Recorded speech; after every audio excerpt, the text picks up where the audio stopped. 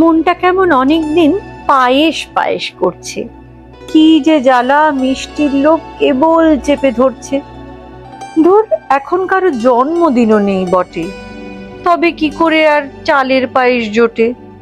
একটুখানি সিমুই পেলে হতো, কে আবার দৌড়ে দৌড়ে দোকানেতে যেত। তাই মাথায় এলো একটা ফন্দি, 1 গামলা দুধকে আজ করেছি বন্দি। আজকে ওকে দিতে হবে একটু কঠিন সাজা। লেবুর ঘরে ডাক পড়েছে, জলদি জলদি আজা।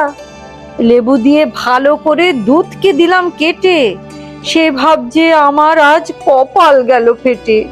ব্যাস, আর কি দেরি, একটা সুতির কাপড় দিয়ে জোরে এনেছি ব্যাটা ছানার ঘাটটি আমি ধরে।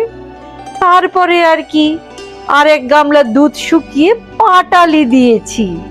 পাটালির লোভে লোভে ছানা দিল দুধ সাগরে ডুব। এইবারেতে মজা হবে খুব। মন এখন করবে আয়েশ, খাবে কেবল ছানার পায়েস। বন্ধুরা, মজার ছড়ায় আমার ছানার পায়েসের সাথে আপনাদের পরিচয় তো হয়েই গেছে। তাহলে এবার আরেকবার উপকরণ দেখে নিয়ে পায়েস বানানোর দিকে মন দেওয়া যাক। দুধ একটি পাত্রে নিয়ে গ্যাস বা কুকটপের উপর জাল দিয়ে ঘন করে নিতে হবে। এই দুধ ঘন করতে তো একটু সময় লাগবে, বুঝতেই পাচ্ছেন। তা চলুন আপনাদের সাথে একটু গল্প করি, কেমন? যখন ছোট ছিলাম, বাড়িতে হঠাৎ কোনো অতিথি আসবে বললে সবসময় তো দোকানে ছোটা যেত না, আর আমাদের বাড়িতে রোজই অনেক দুধ রাখা থাকতো। তাই মা ছানা তৈরি করে চটজলদি এই পায়েস বানিয়ে ফেলতেন, আর তার যে কি অপূর্ব স্বাদ ছিল সে আর কি বলবো।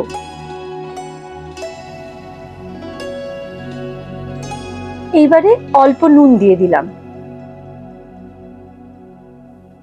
এখনো যদি হঠাৎ কখনো মিষ্টি খেতে ইচ্ছা করে, তখন আমিও মার মতো এই রেসিপিটা বানিয়ে ফেলি ঝটপট।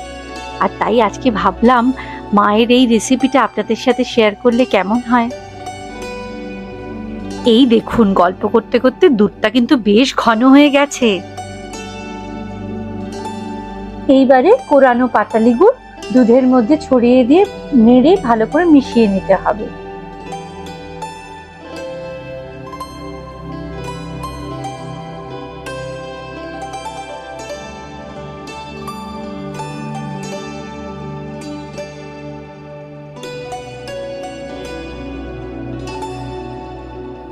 পাটালি গুড় দুধে মিশে গেলে উপর থেকে ছানাগুলো ঝিরিঝিরি করে দুধের মধ্যে ছড়িয়ে দিতে হবে।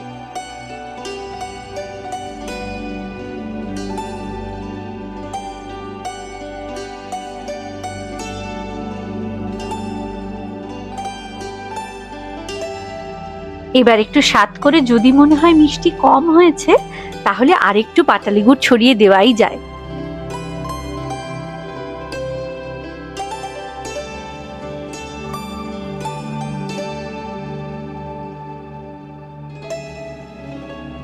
ব্যাস, আরেকটু ভালো করে নাড়াচাড়া করে আমাদের ছানার পায়েস তৈরি।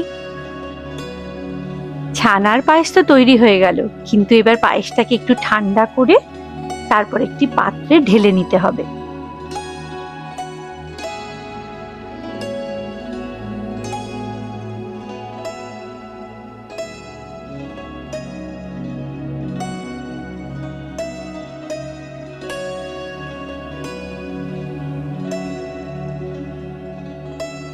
এবার ওই পাত্রটিকে 4-5 ঘন্টার জন্য ফ্রিজে রেখে দিতে হবে।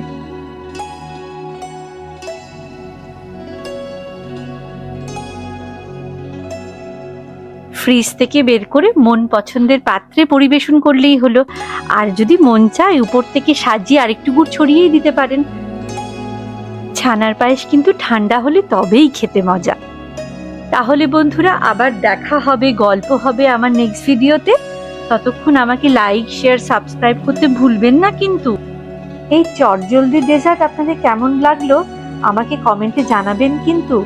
আমি অপেক্ষায় রইলাম।